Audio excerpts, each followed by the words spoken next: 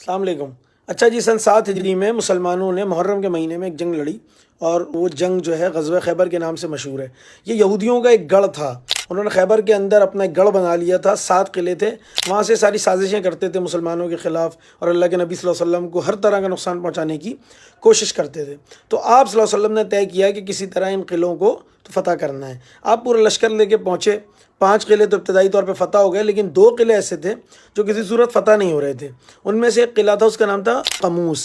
اور اس قلعوں کے اطراف میں بڑی تعداد میں کھجور کے درخت موجود تھے،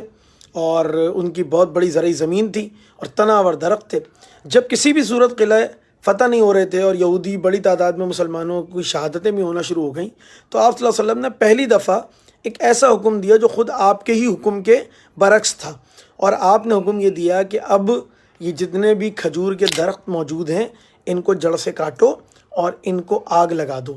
اور جیسے ہی ان کو درخت کٹنے کے بعد آگ لگنا شروع ہوئی اور یہودی یہ منظر قلعے میں سے دیکھنے لگے، تو فوری طور پہ انہوں نے معاہدے کی پیشکش کر دی اور کہا اچھا جو آپ کہیں گے ہمیں وہ منظور ہے، لیکن آپ یہ کام نہ کریں۔ اس کے پیچھے اللہ کے نبی صلی اللہ علیہ وسلم کی حکمت کیا تھی؟ آپ کو پتہ تھا یہ جو یہودی ہے اس کی جان اس کی معیشت میں اٹکی ہوئی ہے، اور جب یہ اپنی معیشت کا جنازہ نکلتا دیکھیں گے تو فوراً معاہدہ کرنے کے لیے آئیں گے، اور ایگزیکٹلی یہی ہوا۔ آج بھی جو صورتحال ہے، میں اور آپ ایک کمزور اور بے بس انسان ہیں، ہم دعا کر سکتے ہیں، ہم وہاں جا نہیں سکتے ہیں، ہم شاید کچھ بھی نہیں کر سکتے ہیں،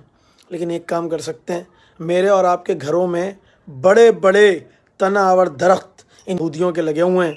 جو کہیں صرف کی صورت میں، کہیں شیمپو کی صورت میں، کہیں کنفیکشنری کی صورت میں، وہ کپڑے لتے کی صورت میں موجود ہیں، اور ہم نے اور آپ نے جڑ سے ان درختوں کو کاٹنا ہے اور ان کی معیشت کا جنازہ نکالنا ہے، آگ لگا دینی ہے۔